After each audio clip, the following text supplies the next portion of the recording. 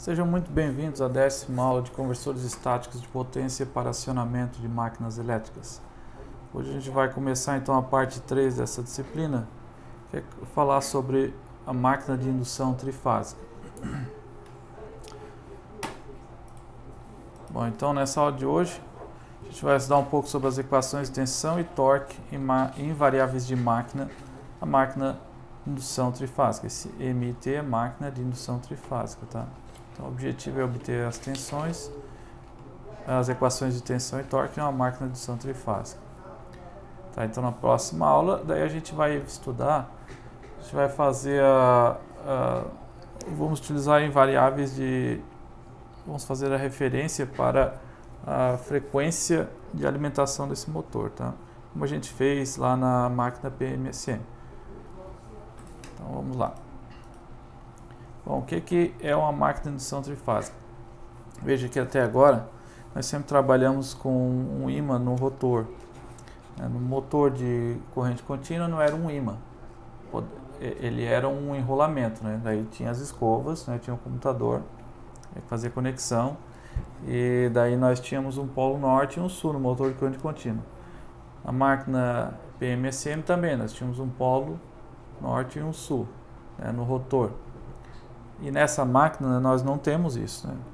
Nós temos 3 enrolamentos também trifásicos, defasados de 120 graus no rotor.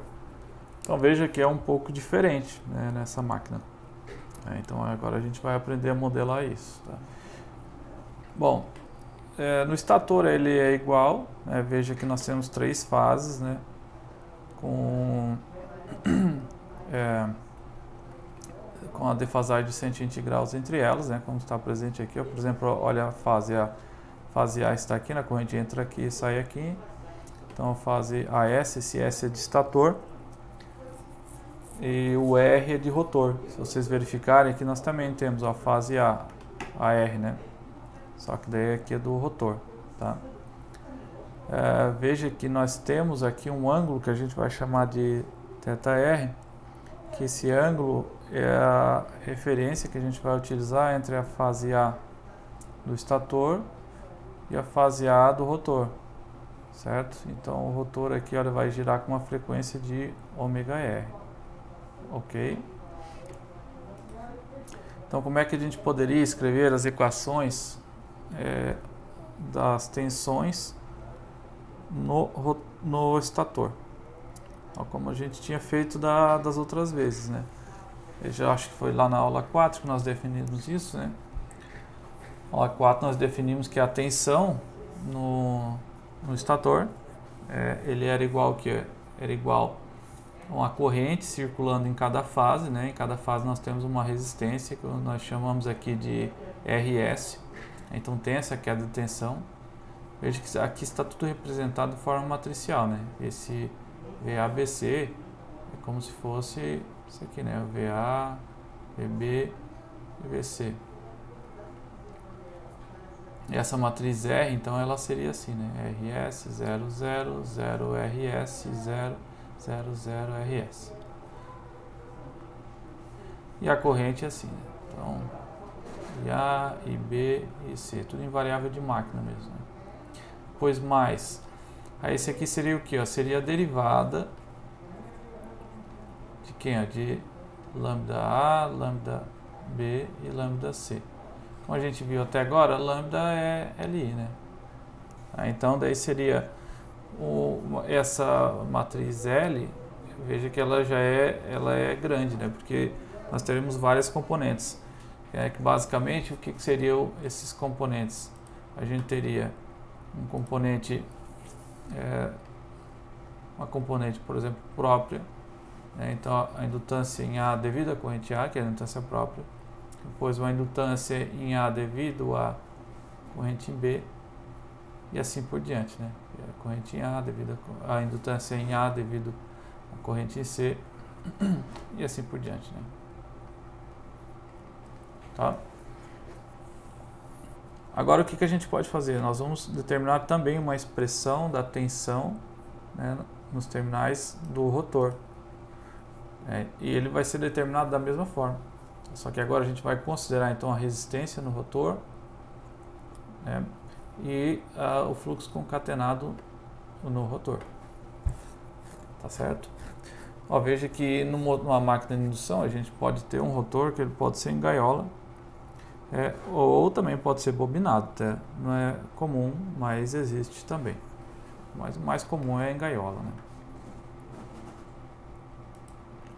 Bom, aqui tem uma representação de uma forma mais esquemática aqui, né, com circuitos mesmo. Então aqui, ó, veja que é a representação daquela tensão que nós determinamos anteriormente. E aqui é o rotor, né? Então, veja, nós temos a corrente e aqui ele está com uma defasagem, que é aquela mesma defasagem que nós vimos aqui, dada por θr.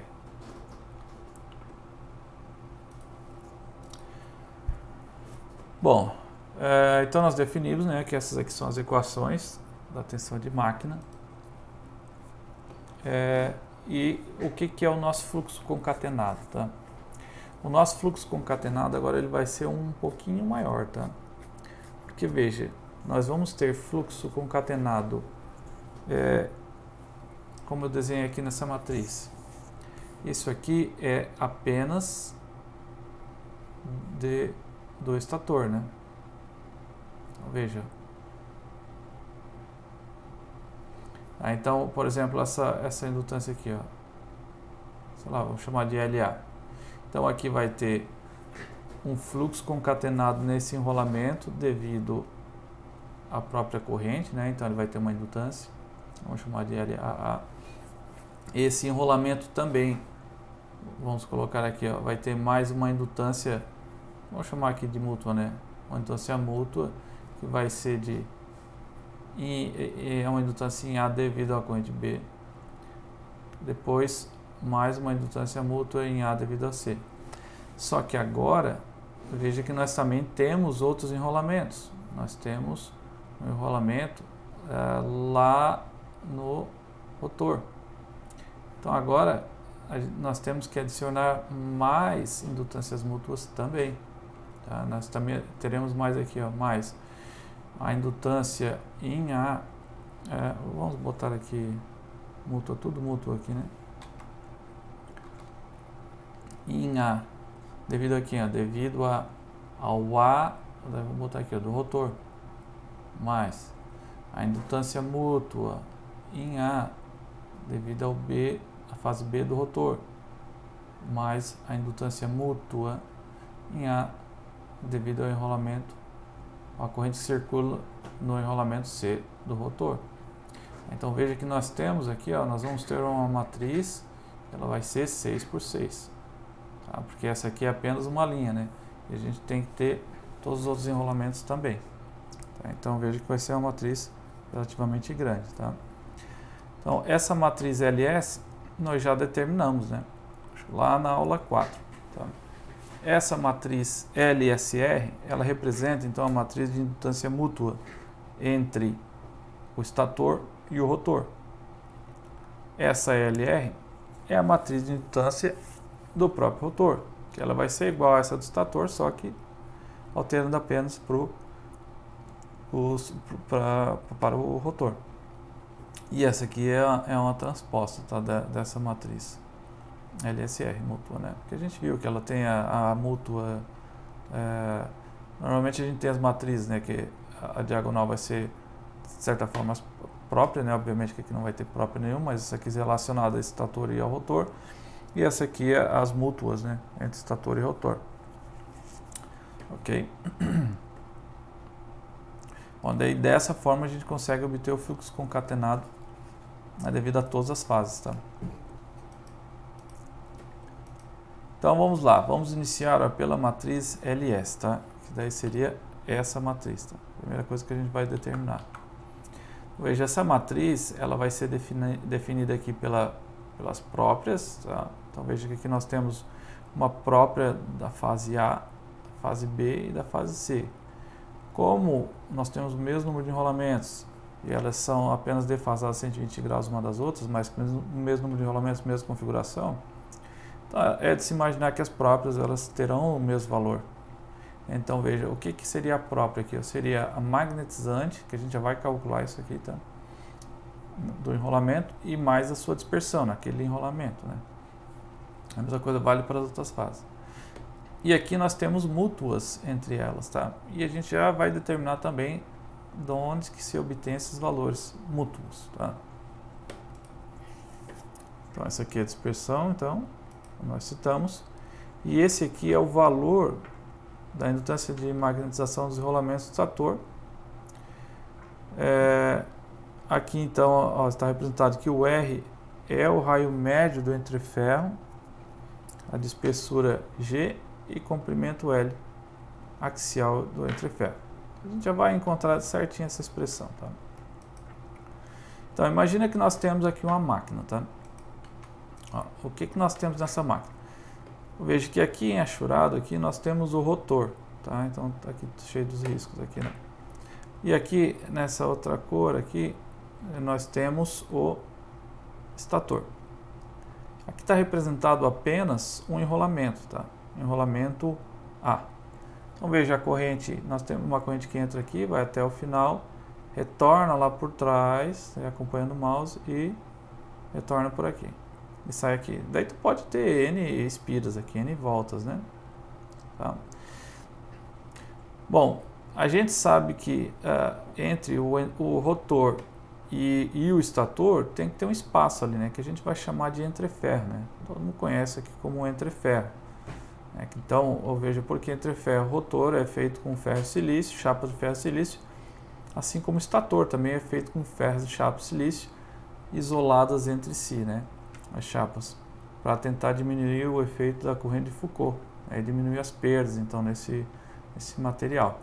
A gente viu, eu não sei se a gente viu nessa aula, mas quando deu aula de magnéticos, a gente verificou, né, que as chapas de ferro silício, elas têm uma permeabilidade bem elevada, em torno de 1,5 Tesla. Então veja que ela tem a permeabilidade muito maior que, por exemplo, se fosse ferrite, né? Porém, esse material ele tem uma baixa resistência. E como ele tem uma baixa resistência, ele pode apresentar muitas perdas nesse material. Então por isso que ele é utilizado então chapas laminadas, né, para que diminua a quantidade de correntes de Foucault, né, que vão circular nesse material, tá? Então com isso a gente tem um material com alta permeabilidade, onde o fluxo magnético pode circular praticamente livremente. A única barreira que ele vai ter então seria basicamente o entreferro, tá? O entreferro ele é o ar. Então se a gente for determinar a relutância, né? Relutância é o caminho do campo magnético, dividido então pela área, multiplicar então pela permeabilidade absoluta do ar e vezes a permeabilidade relativa do meio. Por exemplo, esse material aqui, ele pode ter, sei lá, vou chutar um valor aqui, mas creio que até uns 10 mil vezes maior essa permeabilidade relativa comparada com a do ar. Tá? Então, veja que para o campo magnético praticamente não existe resistência nenhuma circular nesse material ferromagnético. Então basicamente esse caminho L, né, que é esse aqui que eu estou representando aqui, eu tenho 3 caminhos, né? Então, por que ele tem esse formato? Veja aqui, se a corrente está entrando aqui, o que vai acontecer? Ó? Ela vai criar campos magnéticos, né? Veja, quando eu tenho uma corrente entrando num cabo, ela vai criar um campo magnético ao redor, né? Utilizando a regra da mão direita. Isso aqui é a corrente, tá? E esse aqui é o H. Certo? Então, veja, e esse campo magnético sempre vai procurar ir pelo caminho mais fácil para ele. Então, veja, se eu tenho uma corrente entrando aqui, né? Vai criar campos magnéticos. E veja, ele vai tentar procurar o caminho mais fácil. E o que acontece é que ele vai... aqui o desenho na verdade está errado, tá? Porque ele sempre entra a 90 graus, né? E sai a 90 graus também no material. Então, ó, vejamos aqui o que ele vai fazer aqui, ó. Nós temos, deixa eu pegar aqui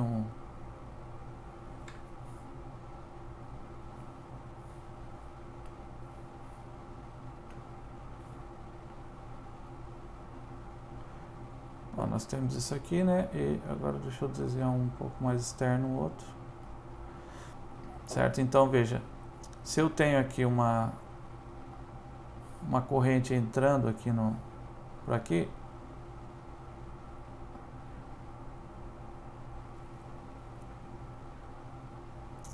o que vai acontecer? Ó? Ela vai criar então campos magnéticos aqui, né?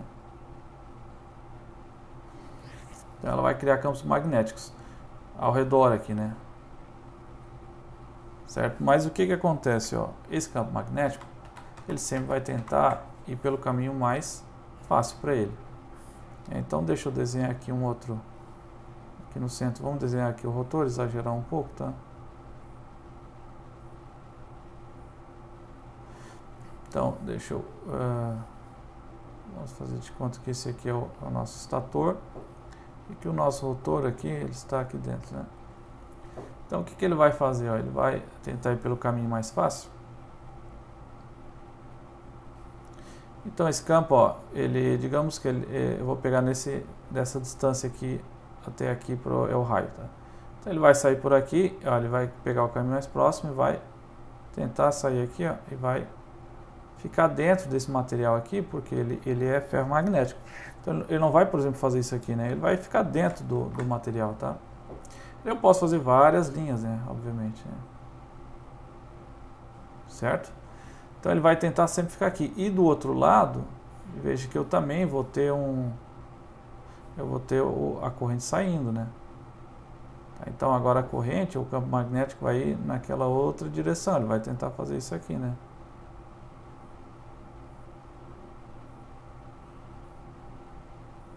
Tá? Então veja, ó, aqui no centro vai ser praticamente zero, porque eles vão se anular os campos, né? Mas aí eu posso considerar, então, eu posso dividir esses campos aqui em 4 partes, tá? Então, basicamente, o que eu posso fazer? Ó? Um caminho de um campo magnético aqui, eu posso considerar ele basicamente o valor do entreferro, tá? Vamos dizer aqui a relutância é igual ao caminho dividido pela área, pela permeabilidade do ar vezes a permeabilidade relativa do material. Ó, se a relutância é praticamente zero comparada com a do ar, significa que a maior relutância que eu vou ter é só no ar, tá? Então veja, esse caminho aqui ele vai praticamente se transformar em G, que é o entreferro, o valor do entreferro. E a permeabilidade ela vai ser basicamente só a do ar, tá? Então veja que a minha relutância do entreferro é essa aqui, é basicamente a única relutância que eu vou ter, porque o restante é muito pequena a relutância, então eu não vou nem considerar, tá? Então, vejamos, ó, que esse meu caminho magnético, ele vai ser o que? Eu posso considerar só esse entreferro aqui, tá? Então, ele vai entrar por um lado, vai sair pelo outro. Então, assim, para fazer os nossos cálculos, eu vou considerar o que? Só essa parte aqui, ó, só 1/4 dessa área, tá? Veja, a área de fato que eu vou ter aqui, ó, eu vou considerar só 1/4, tá? Aí você pode dizer, por que eu não utilizo a parte de baixo? Pelo seguinte fato, quando a gente vai fazer o cálculo da relutância, a gente considera o seguinte, deixa eu apagar essa parte de baixo. Mas tu tem ali um transformador.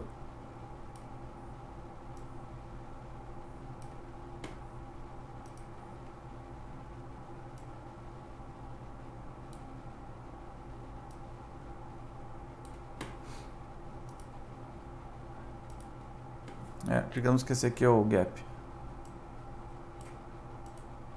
Opa!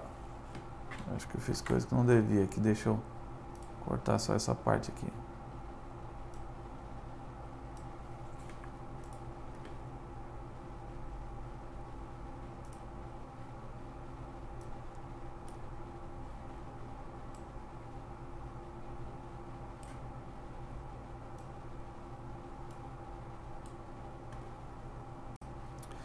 Bom, então aqui, ó, deixa eu terminar de desenhar núcleo para ter uma noção melhor aqui da 3D, né?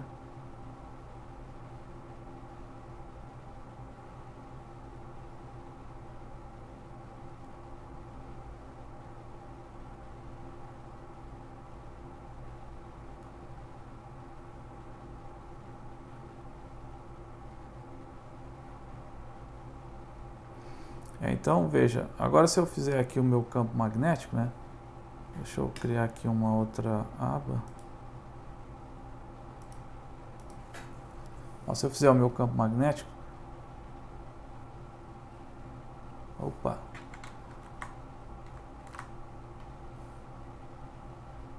vai estar circulando aqui, então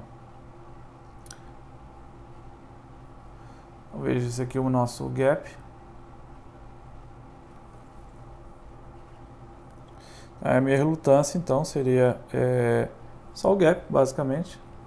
A área, ó, seria essa área aqui, ó, tá? Só a área da seção transversal. E aqui é a permeabilidade do ar. Se eu tivesse um outro gap aqui, o que eu faria? Eu faria aqui, ó, 2 vezes esse gap.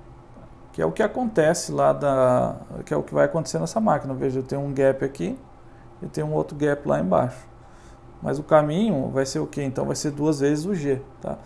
Mas a área em si, eu não preciso multiplicar por 2 vezes, tá? Eu não pego a área inteira aqui, ó. Eu pego só 1/4 dessa área. A mesma coisa vale aqui, ó. A área que eu estou utilizando, essa expressão, é só uma, tá? Eu não multiplico por 2, tá?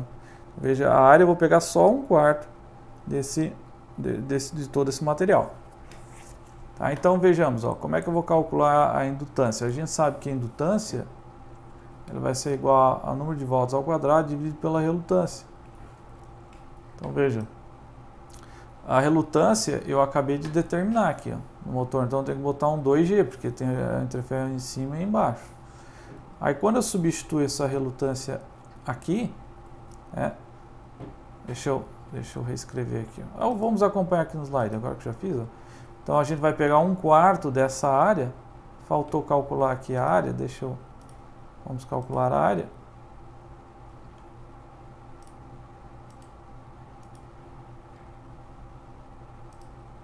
Só um minuto. Então, como é que eu calculo essa área aqui? Ó, veja que eu tenho um círculo, o comprimento desse círculo de raio R, vamos pegar um raio bem no meio aqui do entreferro, seria então o perímetro, né, seria igual a 2πr. E a área seria isso aqui, né, seria o perímetro vezes o comprimento, né. Esse aqui é um comprimento L. Então essa área, na verdade, é 2πrl. Só que eu vou dividir ela por 4, né. Como eu falei, eu vou pegar só 1/4 dessa área, tá? Então, essa área vai ficar igual a πrl dividido por 2. E agora a gente tem a relutância, né? A relutância vai ser igual, então o caminho é 2G. A área vai ser πrl sobre 2. E a gente sabe que a indutância é igual a N ao quadrado sobre a relutância. Isso me leva ao quê? Me leva à seguinte expressão, a relutância aqui embaixo, então isso aqui vai ficar igual, esse 2 vai lá para cima, então aqui vai ficar 4. Então a minha indutância vai ser igual a N ao quadrado, aqui vai ficar vezes π, o raio do entreferro, né, dividido por 4, tá? Aí ele na transparência eu botei assim. Não sei se está faltando alguma coisa, vamos verificar. A relutância. Botou o Mi, né? Aqui, ó, Mi zero. Esse Mi zero vai vir. Vai vir pra cá, pra cima, né?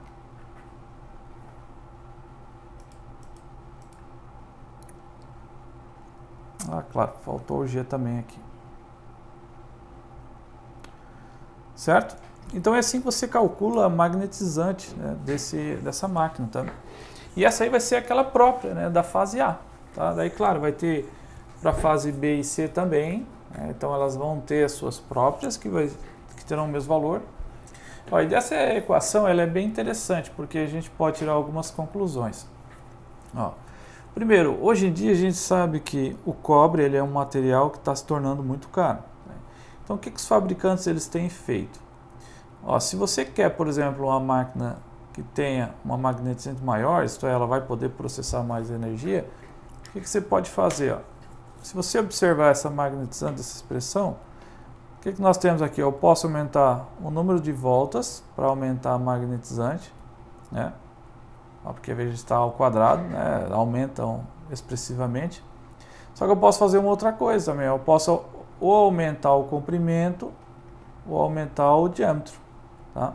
Então veja, se eu aumentar o diâmetro, o raio dessa máquina, o que vai acontecer? Ela vai aumentar a indutância? Vai. Porém, o que vai acontecer é que para dar uma volta eu vou precisar de mais cobre. Tá? Então veja que aumentando o raio eu acabo também aumentando o cobre. Tá? Qual é a única forma de não aumentar o cobre? É aumentar o comprimento da máquina. Tá? Se tu aumentar o comprimento da máquina, você vai ter uma máquina mais comprida, né? Só que assim, ao invés de tu gastar o cobre, tu vai gastar em ferro-silício, tá? O ferro-silício ele é mais barato do que o cobre. Tá? Então, claro, os engenheiros eles vão acabar fazendo uma análise vendo qual é o melhor custo, né? Mas, assim, é uma das formas de tu ter uma ideia de verificar por que uma máquina é mais comprida do que o outro, ou um diâmetro maior, tá? Então é tudo relacionado a esse ponto aí, tá? Bom, então vamos lá. Como é que eu determino agora a mútua? Ó, a regra geral para determinar a mútua é o seguinte: eu vou colocar corrente no enrolamento que está gerando a mútua e vou analisar o efeito que eu vou ter no enrolamento que eu estou fazendo a análise, tá? O efeito do que? Do fluxo, né? Então veja, imagina que eu não coloque corrente nenhuma no enrolamento A. Tá? Veja o que vai acontecer. Ó. Se eu colocar uma corrente aqui nesse enrolamento em B, então ela vai entrar por esse enrolamento, vai sair pelo outro, né, com N voltas, mas vai ter a mesma quantidade de voltas do que é na fase A, então a gente sabe disso. Então, se você verificar, o que vai acontecer com o fluxo em A? Tá? Porque veja, quem determina ali a indutância é o número de voltas, né, ao quadrado dividido pela relutância, tá? Mas isso aqui vai ser criado um fluxo também que vai diminuir a quantidade de fluxo no enrolamento A. Então veja, se eu faço uma corrente circular no enrolamento B, ó, ele vai estar direcionado aqui para cima, certo? Mas terão duas componentes, né? Uma componente que vai estar direcionada para a esquerda, né, desse fluxo, e outra componente que está direcionada para cima. Tá? Se a gente colocasse a fase C aqui também, a gente verifica que essa fase, esse fluxo que está indo para cima na fase B vai se anular com o fluxo que está indo para baixo na fase C. Tá? Mas a mesma coisa não acontece aqui para o eixo X aqui, tá? Porque verifiquem que na fase A todo o meu fluxo vai estar direcionado para a direita. Não vai ter componente nem em Y positivo ou Y negativo, tá? Mas esse fluxo aqui que está em B, ele vai ter uma componente em X aqui, tá? E essa componente em X, ela vai ser contrária, diretamente contrária a essa que está na fase A. Então isso vai fazer com que a minha indutância ela tenha um valor menor. Tá? Agora o menor de quanto? Se a gente sabe que essa amplitude aqui, né, desse vetor é igual a essa amplitude desse vetor A, então a gente já sabe o valor da amplitude, né, que é é magnetizante, né? Indutâncias são magnetizantes. Agora, essa componente aqui, ela vai valer quanto? Ó? Veja que esse ângulo aqui, ó, ele é 60 graus. Então, se eu faço ali cosseno de 60, vai ser igual ao cateto adjacente, que é o que eu quero determinar, dividido, então, por quem? Ó? Pela minha magnetizante. Que a magnetizante vai ser em B vai ser igual em A, tá? Que ela tem o mesmo número de enrolamentos e a mesma construção física. Então veja aqui, agora o meu x vai ser igual a quê? Vai ser igual a cosseno de 60, que é 1/2 da magnetizante. Só que veja, eu tenho que colocar um sinalzinho de negativo porque ela está indo para o outro lado, tá? Ela está indo para a esquerda e daí ela vai subtrair. Então, essa magnetizante que está representada aqui, ó, essa magnetizante não, desculpa, essa mútua, o que a mútua vai fazer na própria? Ela simplesmente vai subtrair metade da magnetizante, tá? Então essa vai ser a contribuição da mútua em A devido à corrente em B, tá? Então é sempre dessa forma. Se eu quero analisar a mútua nos enrolamentos, eu coloco uma corrente que está gerando o campo e analiso como que vai ficar a indutância ou o campo magnético lá da fase que eu estou analisando, tá? E se a gente fizer isso com todas as outras, ó, veja, se eu fizer com a fase C, ela também vai estar apontando para a esquerda, tá? A componente em X, tá? É só você colocar aqui para baixo, a fase C, ó, você vai ver que ela também vai estar apontando para a esquerda. E vai estar também a 60 graus aqui de X. Então, isto é, a mútua também vai ser igual a menos 1/2 da magnetizante. E agora a gente pode construir, então, a nossa matriz, que na verdade é essa matriz anterior aqui, né? Deixa eu mostrar para vocês essa aqui. Veja que aqui a própria, então, vai ser a magnetizante mais uma dispersão, vai ter um pouco de dispersão. E as mútuas, todas as mútuas, então, serão 1/2 da magnetizante, tá? E dessa forma a gente fica, então, com praticamente todos os termos multiplicados ali por LMS, tá? E a LMS a gente conhece, né? Que é esse aqui, ó. A gente acabou de demonstrar como é que a gente obtém ela. Tá? Perfeito. Então, agora vamos ver como é que ficam as indutâncias no rotor, né? Como é que elas são definidas. Exatamente da mesma forma, porque a construção física é exatamente da mesma forma. Tá? E veja, a gente está analisando como se fossem os enrolamentos separados, né? A gente pegou a LS, é aquele enrolamento só como se não existisse o rotor, tá? Aí quando a gente vai analisar o rotor também, não, são 3 fases defasadas a 120 graus também, né? Como se fosse, digamos, se fosse bobinado, né? E a gente vai separar de forma individual, tá? Então veja, vai obter a mesma pressão porque é a mesma configuração de física, né? do estator, tá? Então a mesma coisa, o mesmo cálculo, tá? Só que agora a gente vai ter o número de enrolamentos do rotor. Tá? Aí você deve estar pensando, bom, mas no rotor não tem enrolamento. Tá? Mas existe uma relação que a gente já vai determinar nas próximas aulas. Tá? Como que a gente encontra essa relação entre rotor e estator. Tá? Ó, o LMS, então, ele é definido, né, como a gente definiu anteriormente. Ó, essa aqui é a magnetizante do rotor. Então, o que a gente pode fazer? Ó? A gente pode escrever a magnetizante também em função da magnetizante do rotor e vice-versa, né? Porque a gente sabe que a magnetizante do rotor é dada por essa expressão, que leva em consideração o número de voltas do rotor, e a magnetizante do estator é dada por essa expressão que nós determinamos anteriormente. Então, a relação entre a magnetizante do rotor e a magnetizante do estator, ela é dada por essa expressão. Aqui, basicamente, o termo que nós temos aqui, que nós não conhecemos ainda, é esse número de enrolamentos no rotor. Se ele for bobinado, é fácil de medir. Agora, se ele não for, a gente, obviamente, tem outras formas de medir isso. Tá? E agora, como é que a gente determina as mútuas entre o estator e o rotor? A gente vai fazer da mesma forma, tá? A gente vai lá e coloca corrente lá nos enrolamentos do estator e analisa as indutâncias que nós vamos ter lá no enrolamento do estator. Tá? Então a gente coloca corrente no rotor, no enrolamento do rotor, por exemplo, faz para um enrolamento A. É como esse caso aqui, ó, cosseno de θ zero. A gente vai lá e coloca a corrente naquele enrolamento. Se eles estão em fase, significa que todo o fluxo que eu vou ter saindo do rotor vai passar diretamente no estator.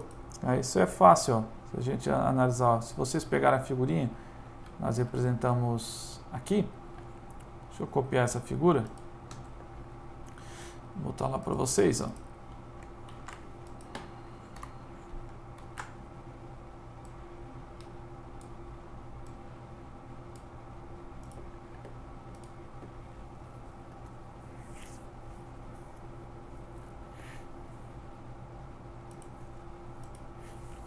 Então olha só, olha essa figurinha. Observem apenas o rolamento da fase A. Ó, a fase A do estator está aqui e aqui. Né? Onde está a fase A do rotor? Está aqui e está aqui. Certo? Se o θ é igual a zero, o que vai acontecer? Deixa eu desenhar aqui embaixo. Ó, esse aqui então é o, vamos chamar de AS. Esse aqui é o AS linha, né? Porque está retornando onde está entrando. Na verdade é o contrário, ele desenha o contrário, né? O AS linha em cima, onde está saindo. E agora a gente pode desenhar do rotor, né? Então do rotor vai estar aqui, ó,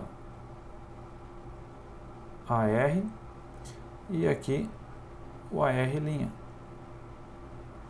Ó, quando eu tenho então o ângulo zero, significa que eu vou ter todo o fluxo, o valor máximo dele, né? Porque veja, todas as linhas de campo vão estar saindo do rotor, estão sendo geradas pelo rotor, eles vão estar passando totalmente no estator. Tá? Então veja, se eu inclinar um pouco, aí eu já começo a reduzir a quantidade de linhas de fluxo que vão estar passando, né, no estator. Porque veja, ó, mas você pode dizer, mas todas as linhas de fluxo ainda vão estar passando, mas vai estar inclinado, né? Se eu tiver uma inclinação acima de zero, né? Por exemplo, se eu fizer assim, ó, digamos que eu inclinei um pouco. Esse aqui é o rotor, né? Ele girou um pouco, sei lá, girou 30 graus. Aí as linhas de fluxo do rotor, elas vão estar nessa direção. Aí para o estator, ó, ele vai estar entrando um fluxo mútuo que é menor, né? Ele vai estar daí um ângulo de, por exemplo, sei lá, um ângulo de θ. Que ele vai ser igual a quê? Vai ser igual a cosseno de θ, né? Porque veja, quando eles estão alinhados, eu tenho 100% do fluxo. Quando ele está 30 graus alinhado, no eixo X, eu vou ter um determinado valor, que é um pouco menor. Então veja, quando o θ é zero, eu tenho o máximo. Quando eu tenho o θ, por exemplo, igual a 90, ele é zero. Então que expressão é essa? É o cosseno, né? Que é essa que nós temos aqui. Então veja, ó, só analisando só a mútua entre a fase A do estator e a fase A do rotor. Ela segue essa expressão, basicamente é um cosseno. Tá? E ela vai ter uma amplitude, que a gente daí vai chamar de LSR, que é o valor da amplitude da indutância mútua, tá? Entre o estator e o rotor. Se eu for fazer isso, por exemplo, com a fase A do estator e a fase B do rotor, aí basta eu pegar lá essa expressão do cosseno e adicionar 120. Tá? E assim para as outras fases. Tá? Então veja, é uma matriz que também não é tão difícil de se determinar. Tá? Então nós também teremos, né, a indutância de dispersão nesse enrolamento. Tá? Aqui não, isso aqui está errado, isso aqui não existe aqui, né? Vejamos aqui, a indutância, a amplitude da indutância mútua entre os enrolamentos, ela é determinada exatamente da mesma forma, tá? A única coisa que eu tenho que levar em conta aqui é o seguinte, ó, é que agora para determinar esse valor da mútua, antes nós tínhamos que, ó, no estator era NS ao quadrado, né, que era o enrolamento de NS vezes NS. Agora a gente vai considerar o número de enrolamentos do estator e do rotor, tá? Então a gente também consegue determinar esse valor. E a gente também pode fazer uma relação entre a indutância mútua, SLR, com relação à indutância magnetizante. Porque se a indutância magnetizante tem essa expressão, a relação entre a indutância mútua e a magnetizante, né, a gente percebe aqui.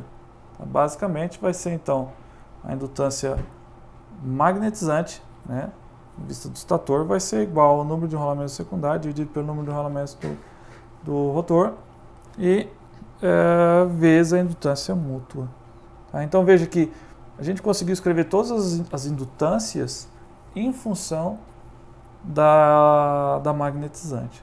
Tá? Então basta a gente determinar o NR para que a gente possa fazer essa determinação. Tá certo? Bom, agora as correntes, tá? A gente pode determinar as correntes em todos os enrolamentos, tanto do estator quanto do rotor. A gente pode relacionar elas, né? Basta a gente ter a relação entre NR e NS. Tá? Então veja, ó, o que a gente vai fazer? A gente vai expressar todas as variáveis de máquina como se estivessem expressas com referência no estator. Então a gente tem que fazer essa referência. Tá? Então veja, ó, eu vou referenciar essa corrente no rotor, que é a corrente em variável de máquina, né, ABC. Eu vou referenciar para o estator, tá? Porque todo o nosso cálculo vai ser com referência no estator. Aí como é que eu faço? Bom, utilizando aquelas regras lá de corrente, né, de transformadores, a gente pode fazer essa referência. Né? Então, referenciando a corrente do rotor para o estator, basta a gente multiplicar por NR e dividir por NS. Tá? Como para encontrar num transformador, né? A corrente referenciada é o primário. Tá? A tensão também se dá da mesma forma. Tá? Aqui não apareceu muito bem, deixa eu ver o que está acontecendo aqui. Agora sim. Ó, esse V' é a tensão, as tensões lá que nós determinamos no rotor, referenciar no estator, basta multiplicar por NS sobre NR. Tá? Ó, o fluxo concatenado lá no rotor, referenciado para o estator, a mesma coisa, NS sobre NR. Tá? A indutância, a mesma coisa. Tá? Essa indutância, que ela a relação pro referenciado para o primário não ficou ao quadrado, porque a gente viu anteriormente, né, que a gente acabou determinando essa relação aqui, né? Deixa eu ver aqui, onde é que está? Aqui, ó. Veja que essa relação não é quadrática, tá? Da indutância mútua, da magnetizante com essa indutância mútua, tá? Entre estator e rotor. Então ela não é quadrática. O diferente acontece lá naquela indutância entre estator e rotor, tá vendo que aqui é quadrático, né? Então essa relação não fica quadrática, tá? Então, ela vai ficar com essa expressão mesmo. Agora já do rotor, quando eu transfiro lá referenciado do estator, vai ficar quadrática, tá? E essa aqui é a dispersão, né? Então do rotor para o estator também. E essa aqui é a resistência, né? do rotor para o estator. Tá? Bom, então a expressão, ó, que nós tínhamos determinado anteriormente, daquela matriz, agora referenciada para o estator, ela fica com essa forma, tá? Tudo em função da magnetizante. Vamos ver como é que era antes. Antes era basicamente só SLSR aqui, né? E agora a gente substituiu então por LMS, tá? Tudo referenciado ao primário, tá? Só que ainda, claro, fica aquele ângulo, né, de referência ali, né? Que é esse ângulo que eu estou representando aqui do lado, tá? A matriz lá do rotor vai ficar também tudo em função de LMS, tá? Então facilita bastante, né? Tá? Tudo em função da magnetizante, que a gente pode calcular ela ainda. Então veja, olha a quantidade de equações e características que nós já conseguimos obter em alguns minutos apenas, tá? Para essa máquina, né? E apenas utilizando cálculos simples, tá? Bom, o fluxo concatenado, então, agora ele pode ser escrito nesse formato. Ó. Veja que nós já encontramos todas as matrizes, nós encontramos LS, LR', LSR', tudo referenciado agora ao estator, tá? E daí a gente vai representar o fluxo concatenado lá no rotor, referenciado ao estator por um risquinho aqui também, tá? Aqui em cima, tá? E a corrente também, tá? Então veja que está tudo referenciado agora ao estator, tá? Então agora a gente pode escrever essa equação da tensão com esse formato, tá? Então veja que a equação da tensão, verifiquem que ela vai ficar da seguinte forma. Deixa eu reescrever ela, ou deixa na verdade pegar ela novamente lá, ó. Nós tínhamos escrito ela aqui, ó. Deixa eu pegar ela e colocar aqui ao lado.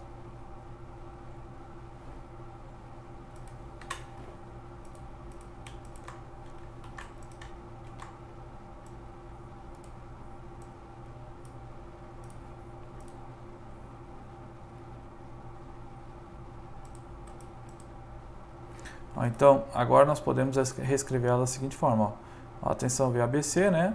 Ela é vista do estator mesmo, vai ser igual a essa corrente ABC vezes RS, que está aqui, né? Mais, ó, a derivada do fluxo concatenado lá na fase A, no estator. Então, daí como é que vai ficar, ó? Basicamente, ó, veja, quando a gente faz esse fluxo concatenado, é essa expressão aqui, né? Então veja, ó, é esse LS multiplicado por IABC. Então tá aqui, LS vai ser multiplicado por ABC, só que eu faço a derivada, né, desse LS, tá? E mais o que, ó? Mais essa LSR referenciada ao estator vezes essa corrente aqui, ó, tá? Então veja, ela está aqui, ó. Só que a derivada também, porque eu vou derivar todo o fluxo concatenado, né? Eu faço a derivada também dessa matriz, a transposta dessa matriz, tá? E é a mesma coisa aqui, né? Atenção, ó, essa corrente agora é R' multiplicado pela corrente lá no rotor, vezes a derivada da matriz do rotor também, tá? Então veja, essa aqui então é a equação das tensões, nós encontramos totalmente referenciado ao estator, tá? Depois a gente vai ver, ó, a gente vai ver as derivadas dessas instâncias também, tá? Na verdade, a gente depois, na próxima aula, a gente vai fazer toda a transformada para DQO, tá? Só que daí a gente vai transformar com referência ao estator. Bom, e as equações de torque? Como é que elas são determinadas? As equações de torque, elas vão ser determinadas da mesma forma como a gente fez lá para a máquina de PMSM, né? Então veja aqui, o que é a equação de torque? Se a gente pegar a expressão da energia, ó, como é que a gente calcula a energia no indutor? A energia no indutor vai ser igual a 1/2 de LI ao quadrado. Aí eu tinha mostrado para vocês lá sobre as transpostas, né? A gente tem que botar no formato transposta aqui para poder multiplicar essa corrente com essa e ficar ao quadrado. Então a gente vai ter a energia que nós temos na indutância LS, né, que é referência ao estator.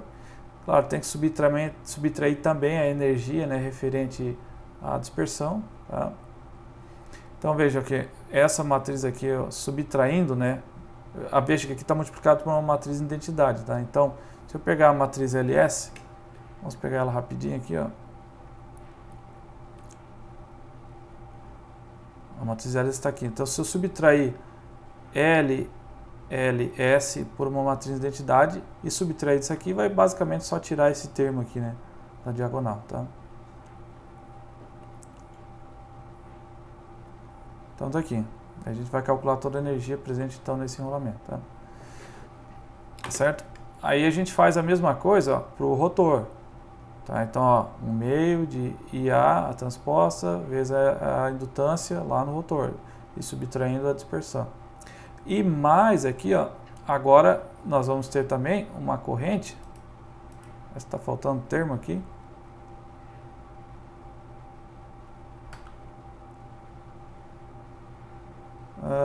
deixa eu verificar, pode estar faltando termo aqui, tá? Que aqui ficaria, né, a transposta da corrente, eu acho que talvez está faltando 1/2 aqui, tá? Vezes essa indutância, né, que é a indutância mútua, né, vezes essa corrente aqui, tá? Essa corrente, ó, daí veja que aqui essa corrente é a do estator e essa corrente é a do rotor, tá? E daí tem a multiplicada aqui no meio por uma indutância, que é a indutância mútua entre os enrolamentos, entre estator e rotor, tá? Veja que aqui a gente fez 1/2 da corrente ao quadrado, né, em relação à indutância do estator, depois em relação à indutância do rotor, e aqui daí a gente utiliza a corrente do estator e do rotor para calcular essa energia, tá? E aí como é que eu calculo o torque? Ó? Torque, a gente tira daquela expressão que diz que potência vai ser igual então ao torque vezes a velocidade mecânica. E aí o que é potência? Ó? Então potência é a derivada da energia no tempo. Então nós temos o torque aqui, certo? Ele bota esse sinal negativo que é para se opor ao movimento, significa, né? Então, vezes a velocidade angular, o que é? É a variação do ângulo no tempo. Eu posso cortar esse ΔT com esse ΔT, e daí vai ficar aqui a diferença então, da energia vai ser igual ao torque vezes a derivada, né, a diferença do ângulo. Então, o torque, na verdade, vai ser pegar aquela expressão da energia e fazer a derivada em função apenas do ângulo, tá? Aí, se a gente olhar essa expressão aqui em cima, vamos ver onde é que esse ângulo, que é o θr, né, que é a velocidade do rotor, onde é que esse ângulo aparece, tá? Nessa expressão da matriz LS não aparece em lugar nenhum, tá? Então, nessa primeira parte não aparece. Se você pegar aqui a matriz, ó, vamos pegar a matriz da LS. Ó, aqui está a matriz LR, ó, não tem ângulo nenhum. Se eu pegar a matriz LS, não tem ângulo nenhum. O único ângulo θr que aparece é nessa matriz aqui. Ó. Vamos pegar a matriz referenciada. Essa aqui, ó. Veja que está referenciada em função de θr, tá? Então essa aqui, na verdade, vai ser a única responsável pelo torque mecânico. Tá? Então, toda a energia vai ser processada por essa indutância mútua. Tá? Então, veja, e quando eu faço a derivada dessa expressão aqui, ó, toda essa linha de cima ela vai ser igual a zero. Na verdade, eu vou fazer a derivada só em função desse termo aqui, desse último termo. Tá? E tem aquele detalhe também, né? A gente sabe que a velocidade mecânica, o ângulo elétrico vai ser igual ao número de polos dividido por 2 vezes a velocidade mecânica, vezes a variação do ângulo mecânico, tá? Então eu tenho que substituir aqui, ó, a expressão, tá? Então veja, para encontrar o torque, então basta eu pegar aquela expressão de energia e derivar em função do ângulo θr. Tá? E quando eu faço isso, ó, a derivada da corrente não preciso fazer, porque ela não tem nenhum termo com θr, mas essa indutância sim, ela vai ter, né? E quando a gente faz isso, ó, essa indutância cosseno θ, então ela fica relativamente simples, essa derivada, né? A gente vai acabar obtendo essa expressão aqui, tá? Quem quiser fazer na mão a expressão, fique à vontade, tá? Mas, resumindo, essa aqui vai ser a nossa expressão do torque. Da mesma forma como a gente tem nas outras aulas, o que acontece é que quando a gente faz a transformada para o DQO, a gente vai acabar obtendo uma expressão do torque bem mais simples, tá? Então por isso que eu não vou me dar nenhum trabalho de encontrar essa expressão, tá? É só apresentar ela aqui para vocês. Mas se vocês quiserem, lá no livro do Krauss, em máquinas, ele apresenta na verdade ele só apresenta a resposta também, tá? Todo esse desenvolvimento aqui eu peguei lá do livro do Krauss, tá? Só relembrando, né? Vamos observar aqui o livro do Krauss. Deixa eu pegar aqui e botar a capa do livro aqui para vocês dar uma olhada.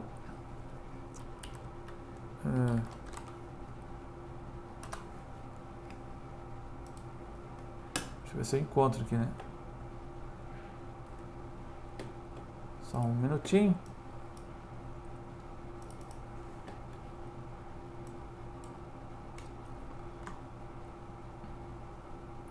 Ó, eu não tenho a capa, mas eu tenho aqui o livro, tá? Esse aqui, ó. Tá, eu peguei aqui de todo esse desenvolvimento, ele está aqui então lá no capítulo... no capítulo 6, tá? Então, instalar, deixa eu ver aqui, aqui ó, essas duas linhas aqui, tá? Certo? Depois, então, na próxima aula, a gente vai determinar aqui, ó, uma equação de tensão para um eixo arbitrário. Aí depois a gente vai fazer com a referência lá com a mesma frequência da rede. Da rede não, da tensão que está alimentando esse motor, tá?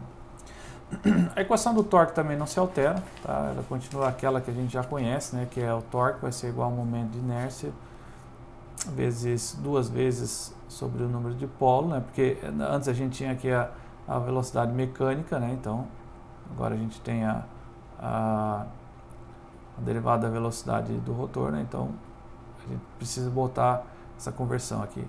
E mais o torque externo. Aqui teria mais aquele termo, no coeficiente de atrito também. Então, se quiser, pode colocar esse termo também. Tá? Pessoal, então na aula de hoje seria isso, tá? A gente vai só fazer essa análise de tensão, de equações de tensão e torque, tá? Em variáveis de máquina. Na próxima aula, então, a gente faz aquela conversão para uma variável arbitrária, né? E depois a gente vai fazer considerando lá a nossa frequência que está alimentando essa máquina, tá? Bom, então seria isso por hoje. Agradeço a presença virtual de todos e até breve.